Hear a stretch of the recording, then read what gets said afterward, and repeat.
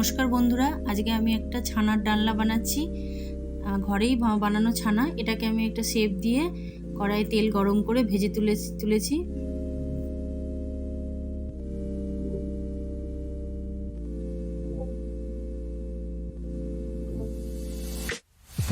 এক সাইড হয়ে গেলে অন্য সাইড কিছুটা ভেজে আমি এটাকে তুলে নিয়েছি।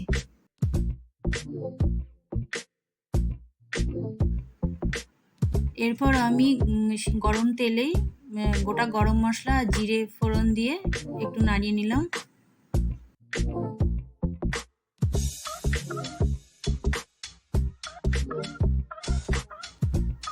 এবার ওই তেলেই ডুমো ডুমো কেটে রাখা আলু ফ্রাই করতে দিলাম।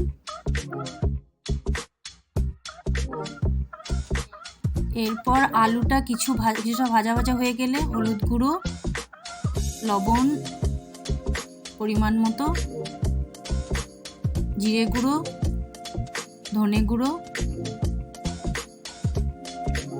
আদা বাটা,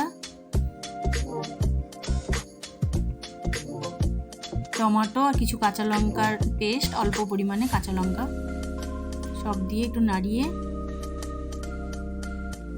একটু লঙ্কার গুঁড়ো, এরপর একটু কষিয়ে সামান্য একটু জল দিয়ে আর একটু নাড়াচাড়া করে লাস্টে বেশি পরিমাণে একটু জল দিয়ে যাতে আলুগুলো সেদ্ধ হয় ঢাকা দিয়ে দিলাম। তারপর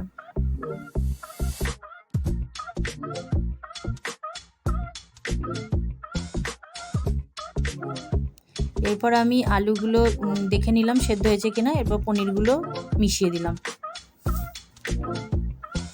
এরপর একটু ফুটে উঠলেই ঘি এবং গরম মশলা দিয়ে আমি রান্নাটাকে শেষ করলাম। আশা করি তোমাদের ভালো লাগবে। ভালো লাগলে লাইক, শেয়ার, কমেন্ট করো প্লিজ।